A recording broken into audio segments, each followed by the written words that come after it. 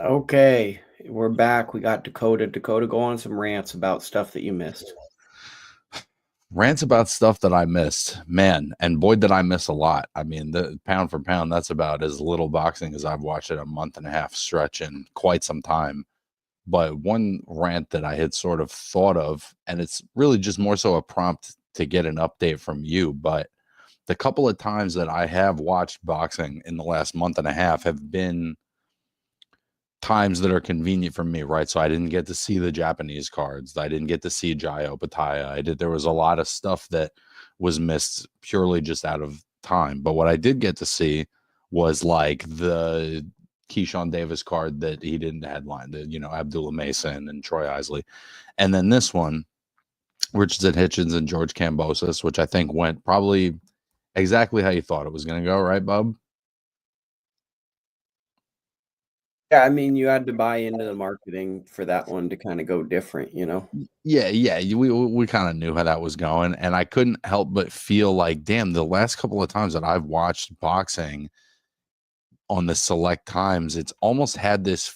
I don't know how else to describe it, but it is a little bit felt like a going out of business sale, and I'm not sure why it feels that way or why I feel that way, but it's definitely something that I felt when I watched those fights. And then I look at the schedule right now and it's a little light. There's a couple things to get excited about, but by and large, it's fights that you know how they're going to go if you really know what you're watching. And so it's weird, bro. I know Inoue fought. I know Nakatani fought. I know that I missed a lot. I missed the Times Square card. There's all of these different things that I didn't either get to watch at all or I didn't get to see live. But there have been times where it's a little like, yeah, this looks a little bit like what's left on the shelf. You know what I mean? Yeah, it's a strange year. And next month, to start the month, we're gonna do I think mid-year awards is gonna be in a couple of weeks. And I was looking at it, and it's like, to me, Nakatani is the fighter of the year halfway through the year based on activity and competition, but Benavidez and Bivol should be in that conversation, but it's like they fought once in February, and do they fight again?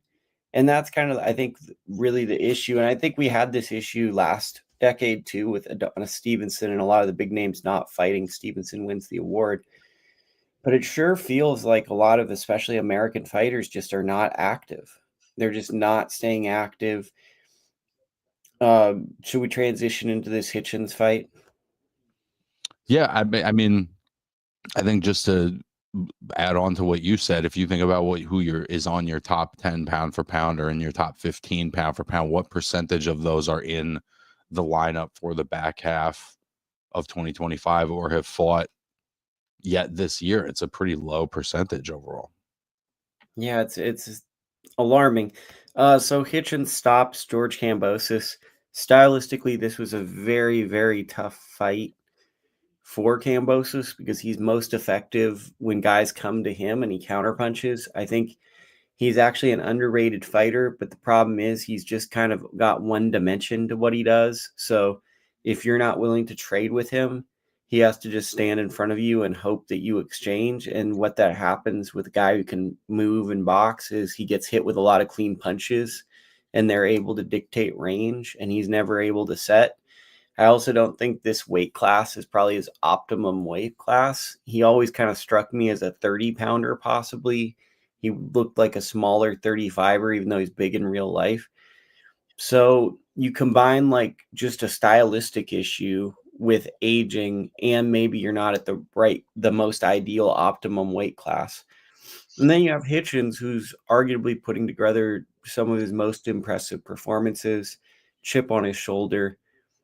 And the only reason I can think this fight was made was DAZN had Kambosos on their network, and he got a win over Teofimo, and that was a big win. And he's still kind of getting opportunities based on you beat a guy who's a very polarizing figure in the sport, but And very unreliable. very inconsistent. I'd say inconsistent, but for me, this fight, I like Hitchins. I think he's very talented, but it was hard to talk myself into caring much because it just felt like these were two guys at two different points in their career. I mean, I felt like it was just a straight up mismatch, and I was just excited to have the free time to get to watch a night of fights, which, by the way, of course, the streaming didn't work for the first however many prelim fights, so I didn't get to watch those. But I felt like this was a mismatch going in. I feel like Hitchins is likely the best guy at 140, and honestly, I don't even know if Kambosos was like a top 10 lightweight anymore. And so I think, like you said, the fight gets made because Kambosos is a good shit talker. He's got a lot of charisma. He can always play the clips of him, dropping Tiafimo, and that's going to sell itself. But at the end of the day, this is a guy who was completely uncompetitive in 24 rounds with Devin Haney, completely uncompetitive in 11 rounds with Lomachenko, probably has 7 losses. Right? If all things were being equal, he could easily have 6-7 losses on his record. And he's one of those guys, we talk about him, he just gets a million chances. And there's some guys in boxing do everything right and they don't get any chances. And there's guys that get a million of them. And George Kambosos is your million chance champion. It was also his birthday yesterday. So happy birthday to George. Salute to him, bro. And he's not a bad fighter by any means. It's just that he's afforded certain opportunities that most fighters just aren't with the kinds of performances he's been having. Andy Ruiz was kind of one of those guys too. And the problem too is he's an action fighter who's fighting some of the best guys of his era. And that's a tough hang, right? Because it's like he's a guy where he needs you to come to him, bro. Well, that's the thing, right? Is like if you're not going to him, I don't really see a lot of creativity in him trying to bridge the gap to force action. It's like these high level fighters can kind of just see what he's going to do. Like he has 1 or 2 things he does, and his adjustment might be that he tries a little bit harder. Yeah, and you could see in the couple of moments of success he had, it was when Hitchins felt like he had it hurt and started coming forward. And you can see that's where George knows how to punch, is when you're coming to him. If you're not coming to him, he's really just a stand and wait type of fighter, and he's never shown any of the growth to evolve past that. And that's why this was ultimately an unimportant fight. But what is important is that Richardson Hitchins is a really great talent. He's a fantastic boxer. He's got a great jab. And the win over Liam Paro, at least for me, kind of certified him as a certain level of guy with the performances that Paro's had over the years. And now I hope that at least, especially as a titleist, that Hitchins can really jump into the deep end on this tremendously deep 140-pound weight class. Okay, so Hitchins, Jesus M, no one wanted to see Hitchins versus Kambosos. No one asked for Hitchins versus Kambosos. I mean, that is true. No one called for it. Devin Haney versus Hitchins pillow fist war. No one wants to see Devin versus Hitchins. I disagree. I think that's actually an interesting fight if it were to happen at 47. Just because, like, Hitchins is kind of like, what would you say, a more traditional old school fighter where he didn't really get a lot of hype, even though he was an Olympian. He spent a lot of years kind of on undercards and saying that he could be at this level, but he didn't really get a breakthrough performance until recently. And he had to take some tough fights that went under the radar, fighting John Bauza. He took some hard fights that, like, basically a lot of people didn't care about, if we're being honest. And now he's there. And then Devin, I think there's always been questions, especially after the Ryan, is like, what is his ceiling? Was it a lot of really good matchmaking, or is this one of the best guys in the era? And I think the truth's probably in the middle.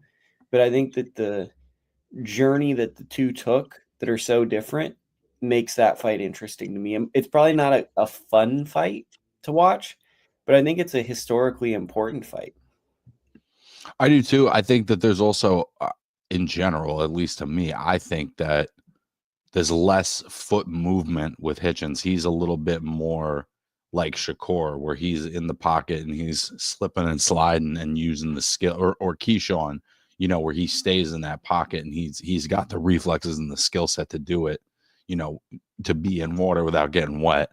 And I think that that's going to be a problem for a lot of the guys of this weight, especially, you think about the other more technical type guys, Catterall, Barbosa. A lot of these guys move around a lot. And I think that Hitchins is going to have the opportunity to be a front foot fighter And based on this fight too, it seems like he's willing to do that if he feels like he's got your number.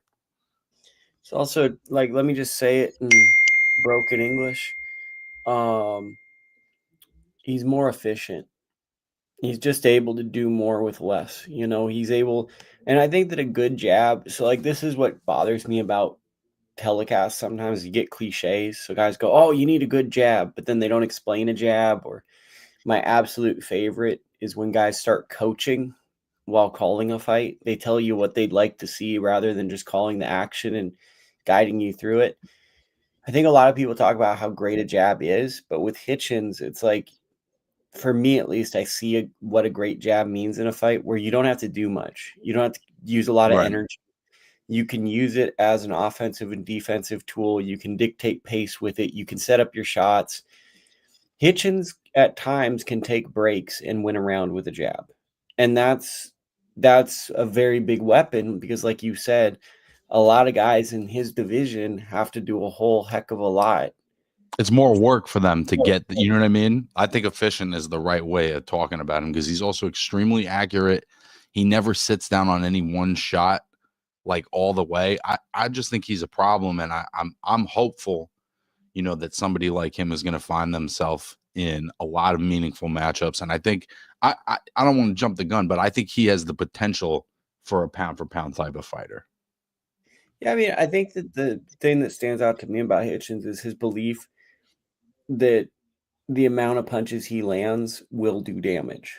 So he's like, if I land 400 punches at some point, you're not going to like it. And I think that Yeah. that's a level of maturity you don't usually see Sure. in fighters ascending, even title holders. You see guys looking for big shots because mentally it's such an abstract idea that the accumulation of shots will work as opposed Yep. to just landing one big shot. And I think just by seeing that, it tells me there's an element of going to the next level.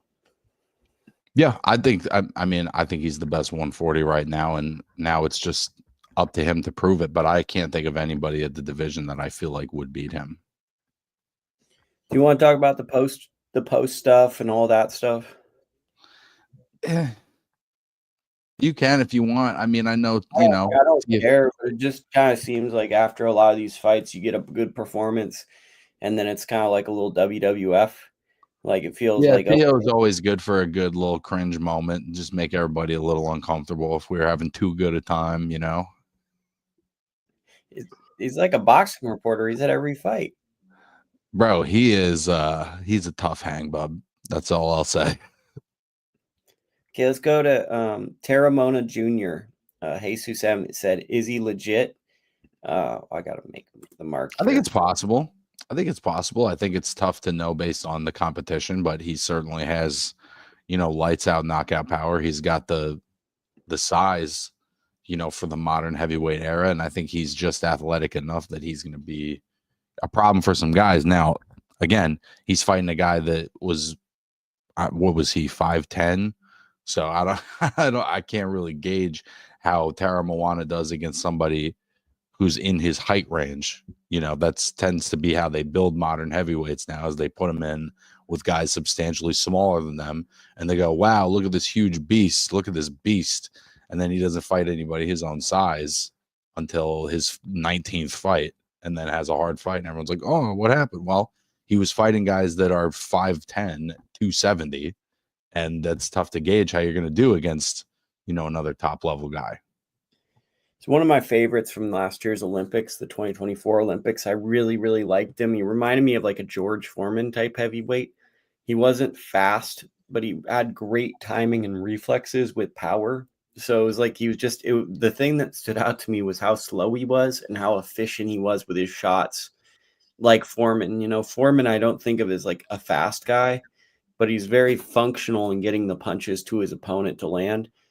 I thought he beat Jolly off in the Olympics. I thought he won that fight, so he probably could have been a gold medal Olympian if that decision goes the other way.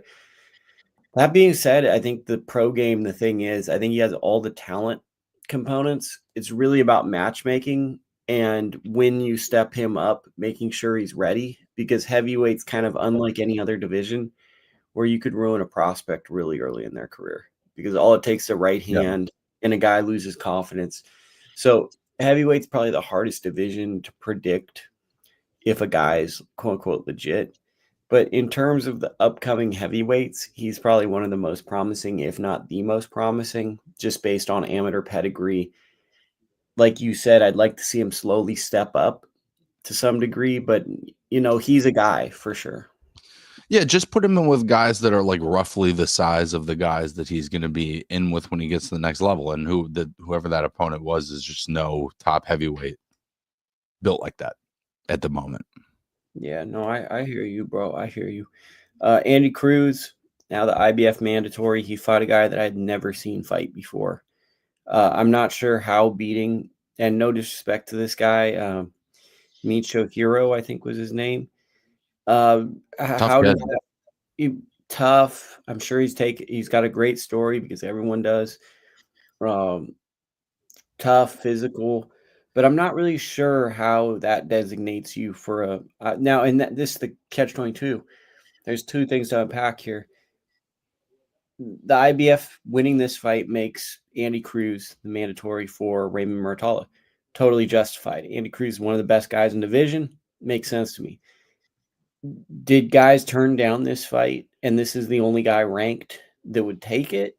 To me, it's just a little abstract that winning a fight over a guy we had never seen on television or in the world-class conversation of a very exciting division, how that gets you a mandatory is weird, but Andy Cruz did what he had to do.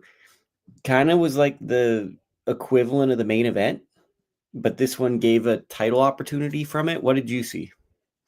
I thought Andy looked great. I thought, he's really sitting down on his shots. At times I want to see him be more Cuban, meaning I think that having that athletic skill set,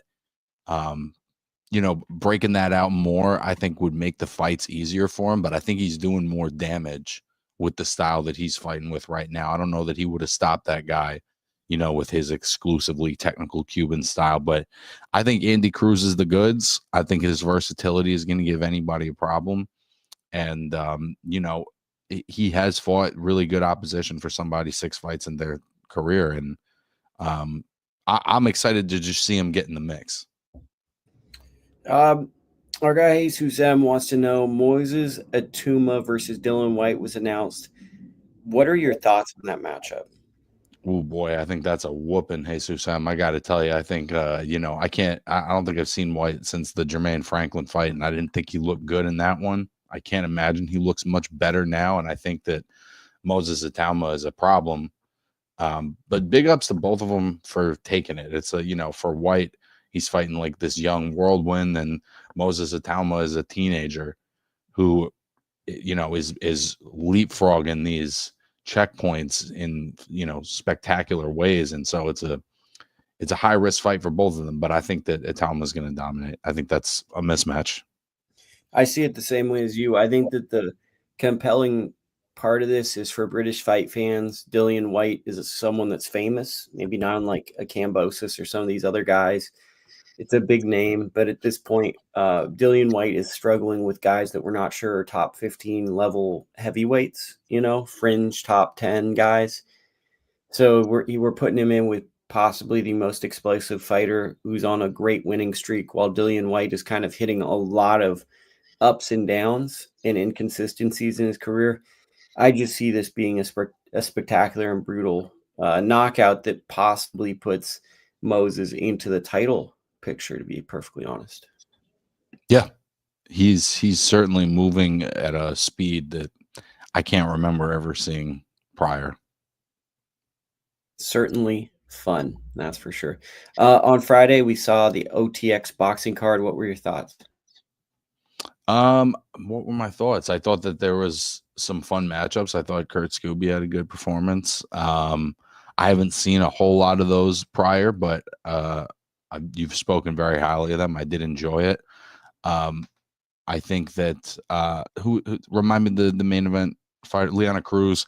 I thought that she was dropped by Regina Chavez, who probably beat Jasmine Ortega for the title earlier this year at a fight I was at, and goes in with LeAnna Cruz, drops her in the first round. LeAnna Cruz says she hurts her knee, rallies back, wins the fight. Corey Erdman did a good call. Kind of strange for Mock and Barack. They were kind of really focusing on everything LeAnna Cruz did. Chavez was very competitive in this fight. I thought LeAnna did win the fight, but it's definitely going to be one that, like, if Chavez wins 5 fights after this and someone goes back, you're going to definitely maybe hear some criticism about that was like one-way traffic. I think LeAnna proved that she's a certain caliber.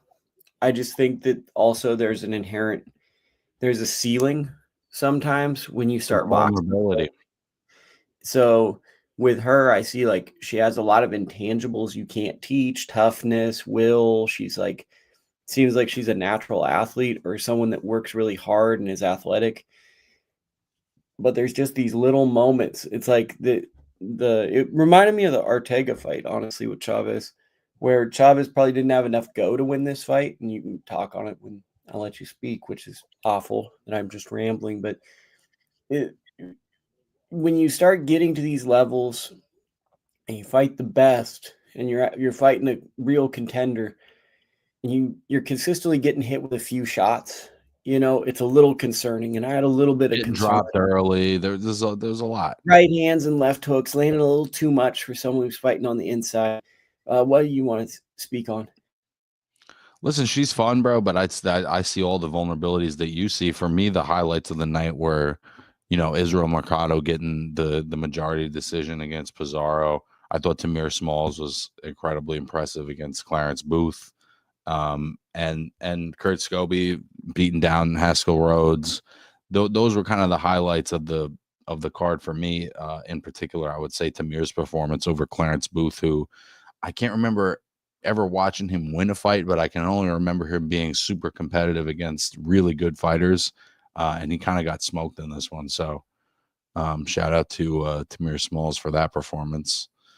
Shushan Boxing, Scooby bounced back from his only loss. Yeah, bro. I mean, I thought that was a pretty gutsy performance, and I think that he's definitely on the right track. Chris Navas, Muratalla beats Cruz.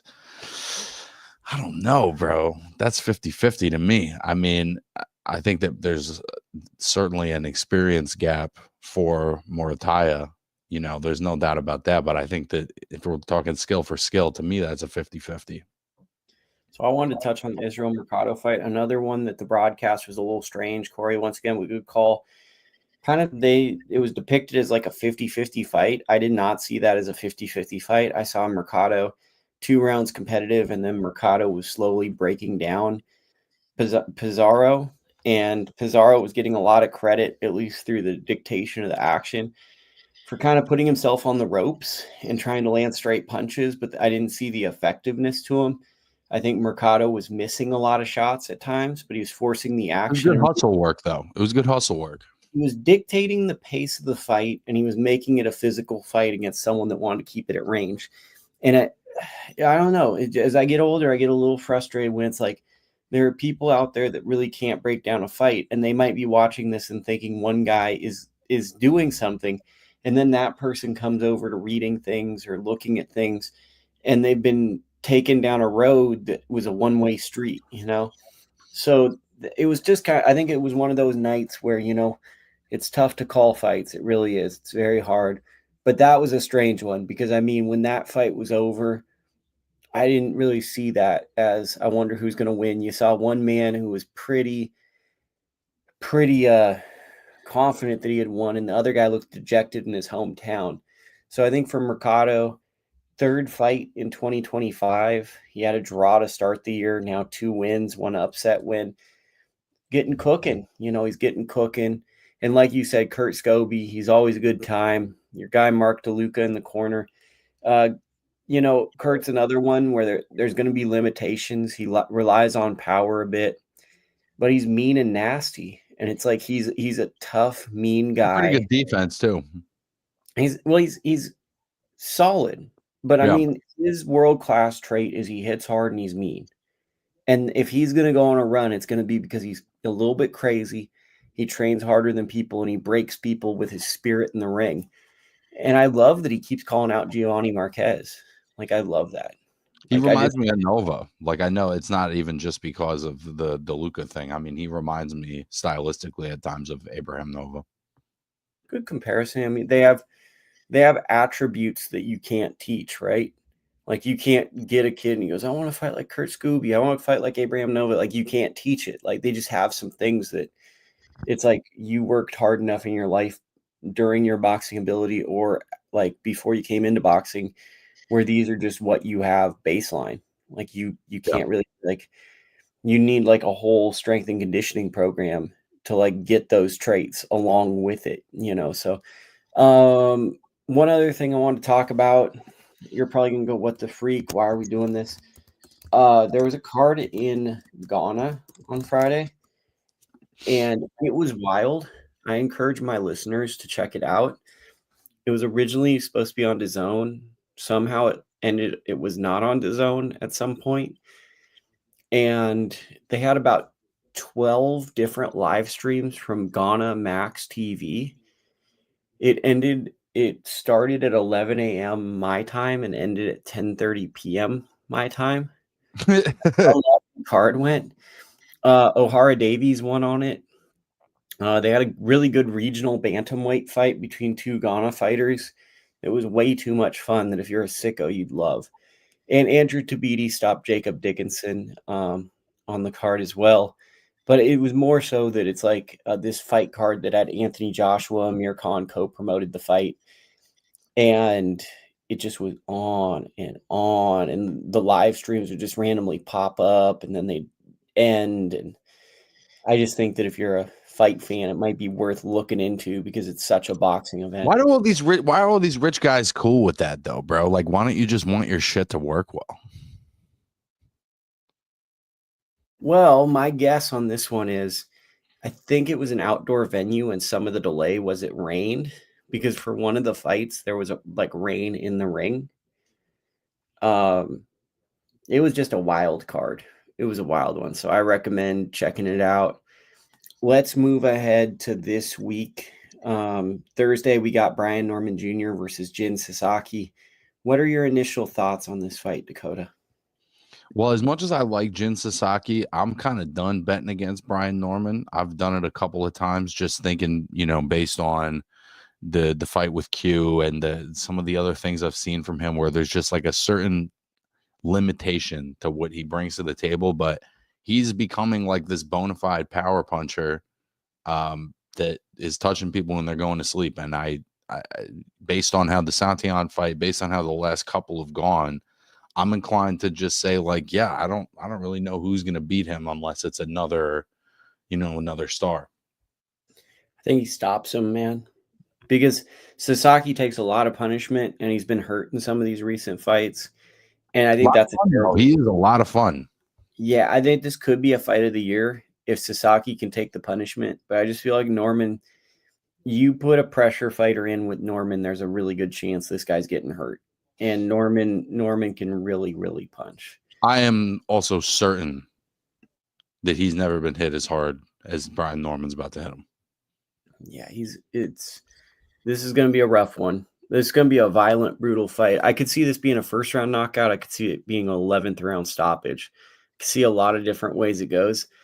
I don't really see a way Jin Sasaki wins this fight. He has to out hustle, but it's like it's hard to be an action fighter and be the guy that doesn't hit as hard.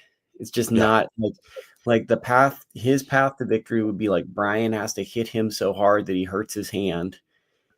And Brian's compromised and has to fight a style of fight he doesn't want to fight. And even then, I think the power is going to be an issue for Jin because he's probably going to load up on something with his other hand that hurts. Or Sasaki has to smother him, but because I think Norman needs a little bit of air to punch, but I don't think that Sasaki's going to be able to do that. I think Brian's a real puncher. I think he's a fringe star. I think people are underrating how big people enjoy him. And I think this is a weird style. It's tough to put your finger on. I've seen enough performances from him where I just was like, I don't get what everybody's seeing.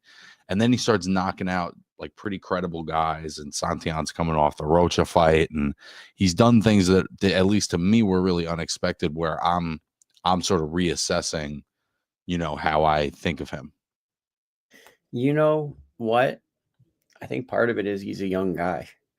So we don't usually see like 23, 24-year-old world champions. Yeah. That's part of the issue is we're not used to seeing what Norman is. So Yep. we are used to polished fighters. And it's like the kid punches so hard he became a world champion prematurely because he hits hard. And I think he has talent, but I think that part of it is like with Hitchins, right? Hitchins has something Norman doesn't quite have yet, where he's like composed and he can kind of. If Norman includes some of the Hitchins thing, we're looking at possibly like a really top tier fighter. That's the evolution of Norman. Is he just going to be this one speed guy, or is he going to be, mix it up? I've just never seen him be that technical, so it's tough for me to imagine how he'd fit that style. I had to tell you, he's one of my favorite interviews.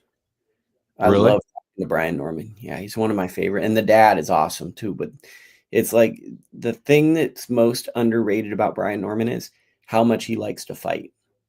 He loves to fight. And it's like, I think that's an underrated trait in a great boxer is there's no nerves. He's so excited. He's excited to go to Japan. He wants to be booed. He wants to go with a small team. It's like things like this make great fighters. Like those are things that could wear on guys. Brian's genuinely excited about it. And Yeah. it's not a joke. He's like, "Oh man, I want to." And then like he's the type of guy who might get injured because he wants to go back to the gym too soon. So it's like when he gets going, I think Brian's going to be better than people think. He's already exceeded what I thought he would be able to do. So WBC Grand Prix is taking place this weekend. I'm not sure if you watched the first round, but it's friggin' fun. what's a Grand Prix?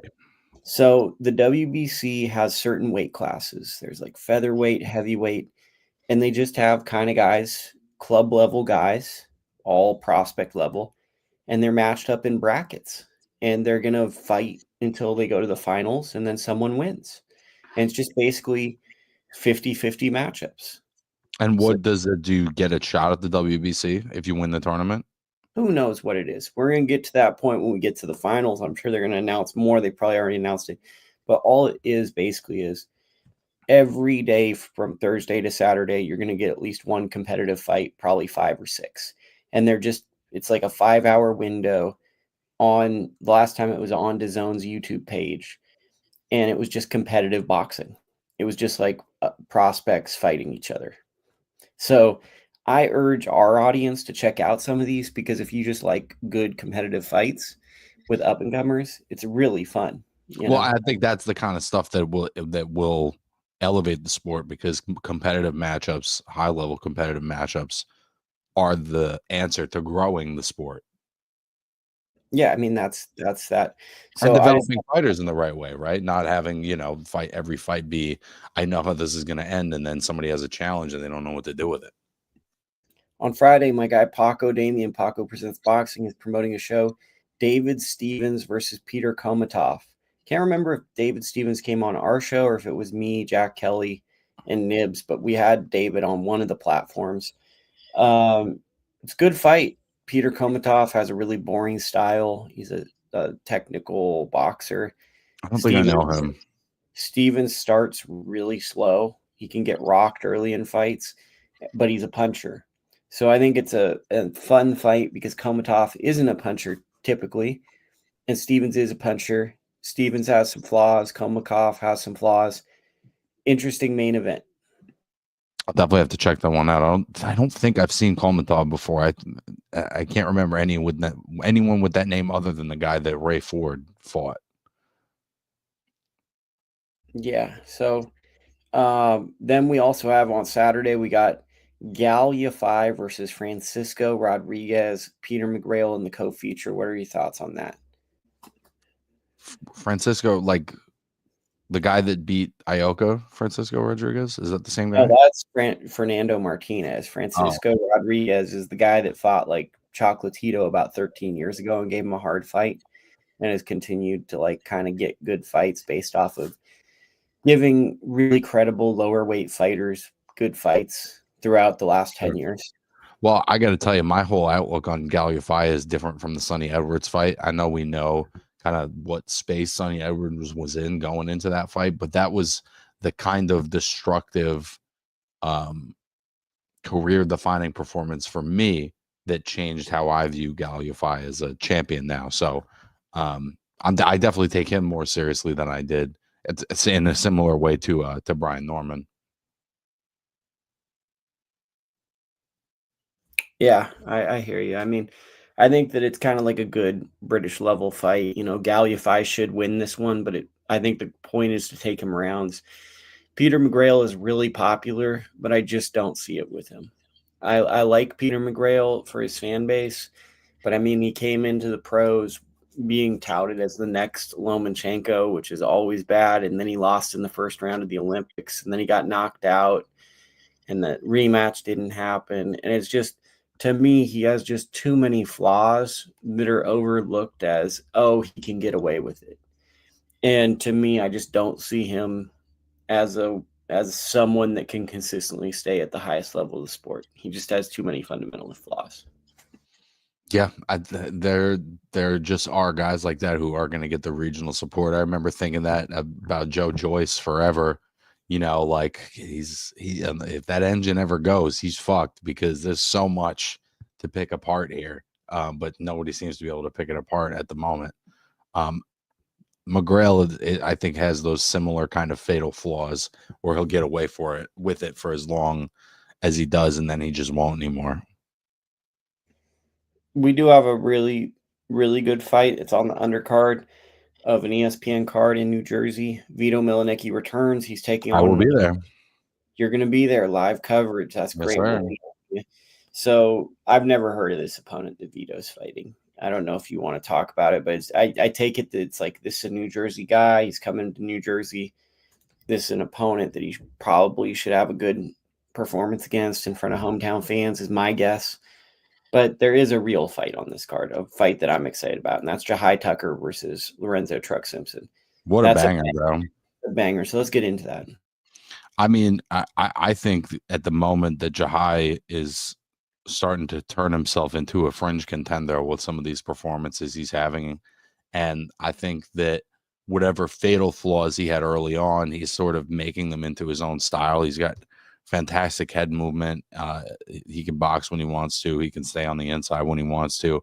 And as good as I think that Truck Simpson has been, it feels like, at least for me, that Jahi is the one with the momentum. Jahi is the one that's on the uptick. And I think that that's kind of who I lean to. But again, it's two guys who are just early in their careers. They're just taking hard fights. And I think that the appreciation for that is cumulative and long-term. And I think that Jahi will get his flowers before it's all said and done. I mean, there's another way to look at it too, is maybe taking hard fights makes you better. Maybe not having a pretty polished record.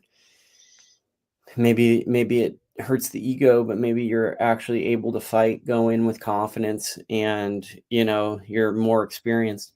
Interesting trajectory for both. Both were good amateurs. Jahi was a good amateur, and Lorenzo Truck Simpson was a great amateur. Truck was viewed as a potential breakout superstar. Like, he was viewed coming out of the amateurs as one of the guys. Fun fact, I did his first ever interview. So there you go. That's a fun Truck Simpson fact. If you talk to him this week, you could ask him about that. It was a really bad interview. And it's not bad because I didn't really know how to interview, and he's like 15 probably, so it was just awkward. But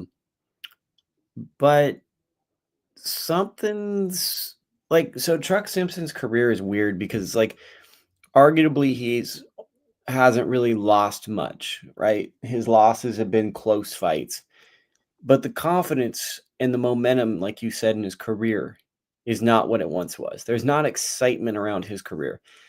Whereas Jahi, I feel like people were kind of down on him early.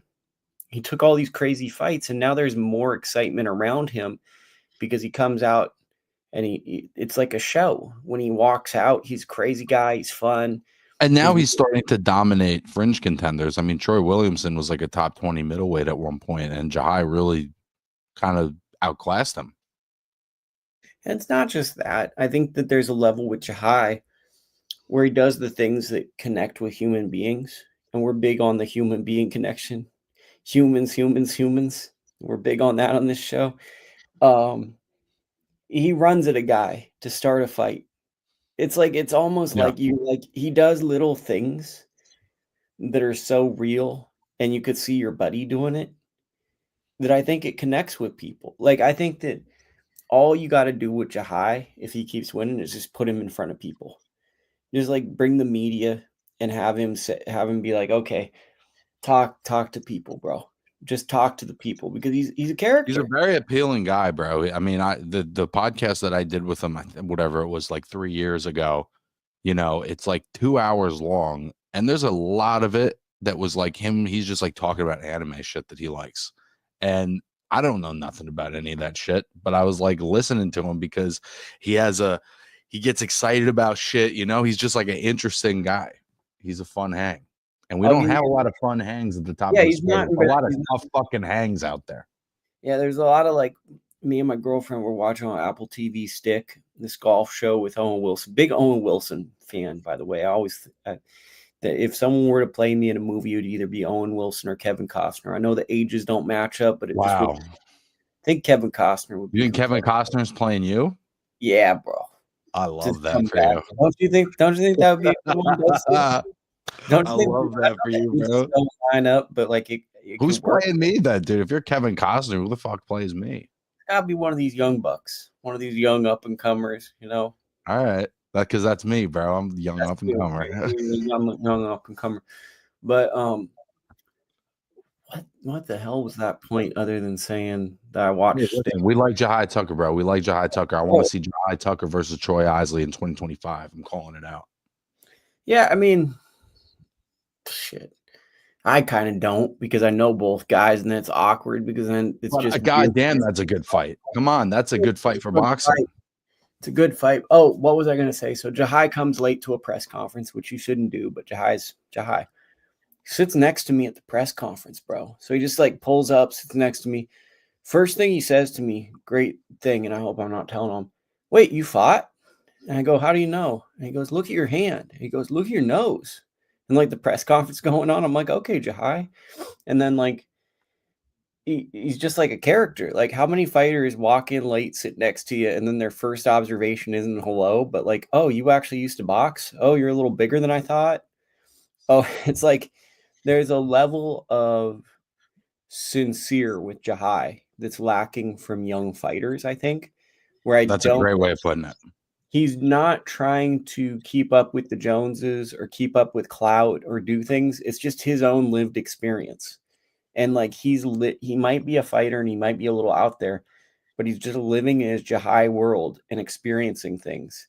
And the level of sincerity of him really comes across. And I just hope that at some point you just put him in front of people, because that's what needs to get across, is just like, look at this friggin' guy.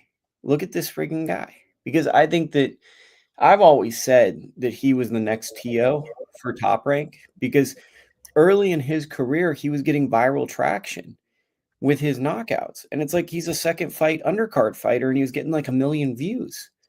And I think that he's got way more dig down than Tio does. I mean, maybe there's less natural ability, where when Tio was young, it was so easy to go, wow, this guy's fucking unbelievable. But with Jahi, he's just, since he was fucking 17, bro, he's going out of his way to take hard fights to prove himself.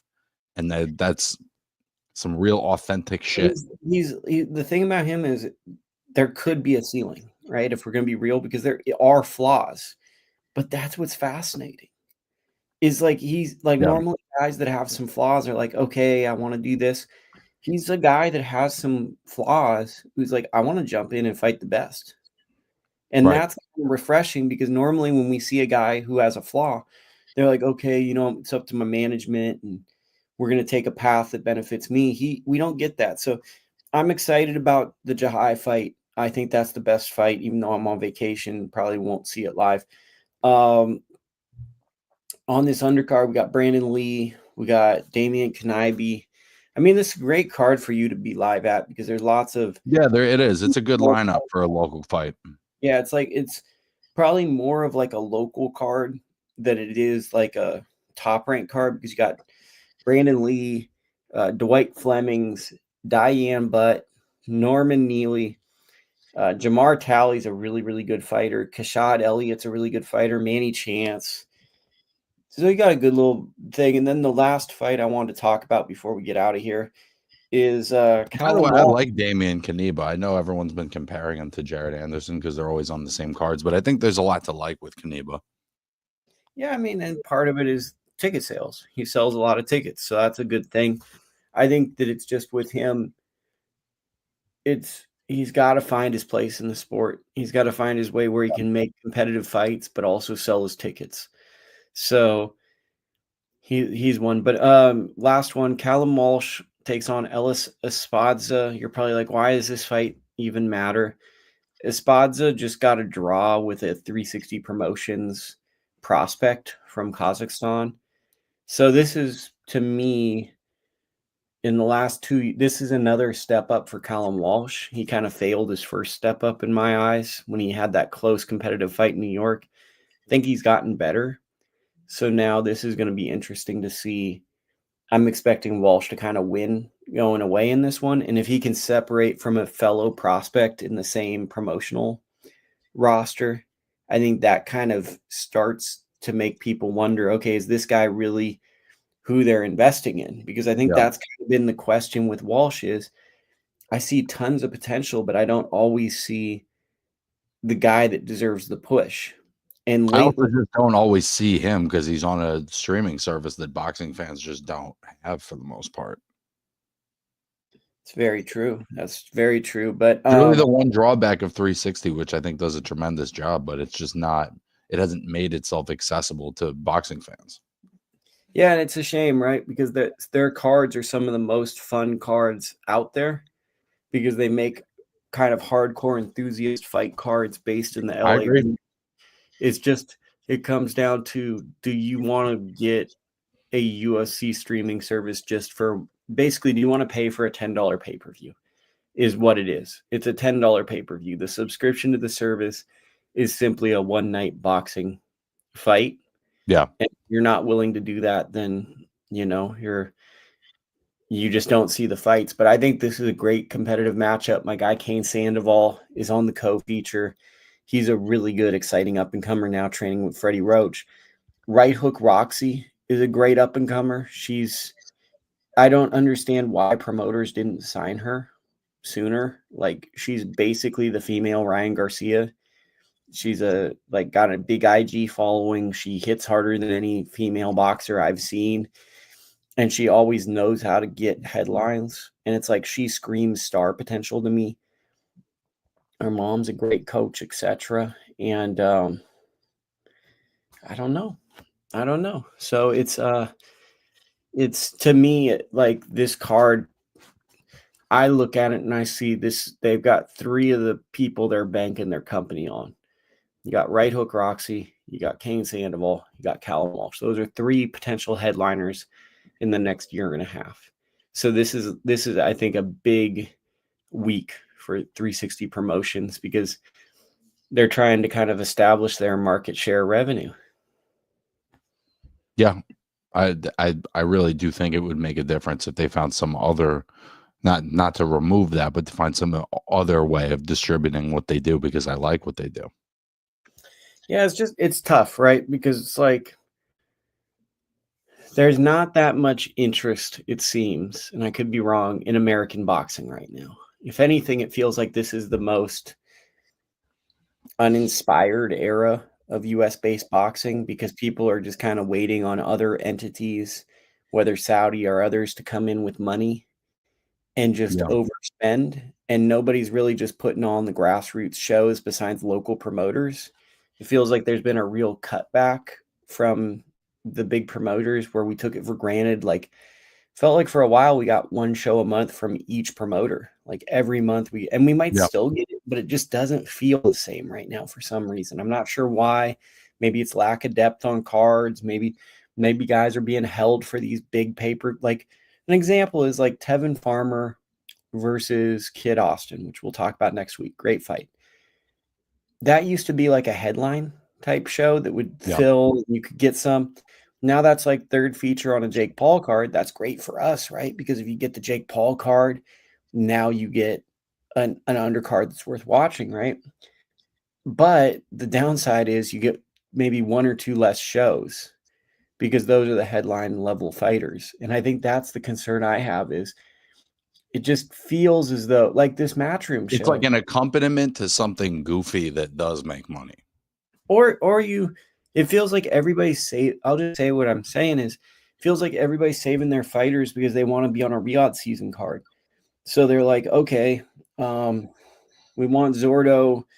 We can't just do a headline show in Vegas with Zordo right now because Zordo might get a big opportunity. So like there's apprehension. And then when you do that, you end up with like a fringe prospect card where it's Darius Fulgrim versus Beck the Bully. I love that it's a main event, but that's going to be for the hardcore casual because those guys haven't had the same exposure as these other people. And I think that that's kind of where American boxing is. And I went on a long rant to say basically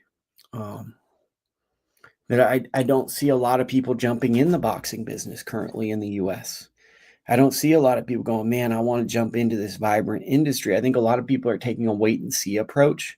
Because it's got that going at a business sale vibe right now, bro. Well, it really does. Like, I love boxing, but it's like, it is getting like, I mean, I watched the Keyshawn card. Last night was tough. Next week I'm on vacation, so I probably will just watch highlights. And then we're going to end the month with Deontay Wilder against a guy and a Jake Paul card. He's fighting a guy, right? And we're going to end. He's fighting some guy. And we got a Jake Paul card. You realistically could have missed the whole month of June.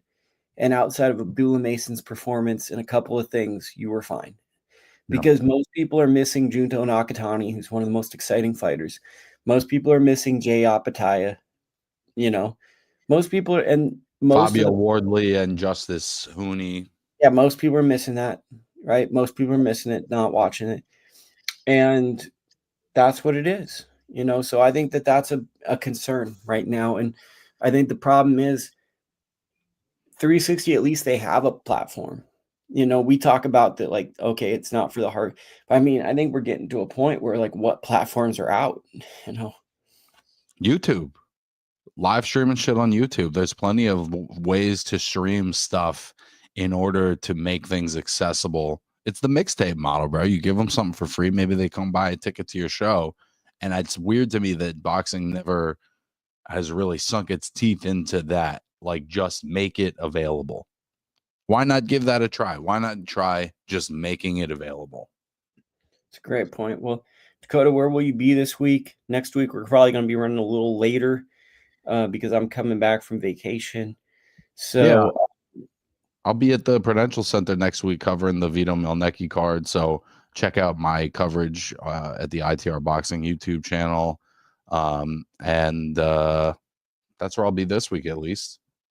And it's good to be back. Are you going presser? Are you going weigh-in? Are you just going fight night? I'm doing all the above. Going all the above. So he's got a hotel room, so people need to support. And anybody you're really looking to catch up with on this card?